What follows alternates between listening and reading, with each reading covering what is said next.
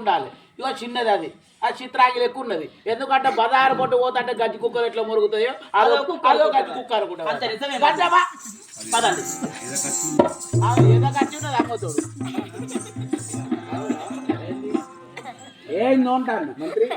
అబ్బో ఈ దగ్గర రా నువ్వు దగ్గరికి రా అంటావు వీడికి కన్న దగ్గర తెలియదు.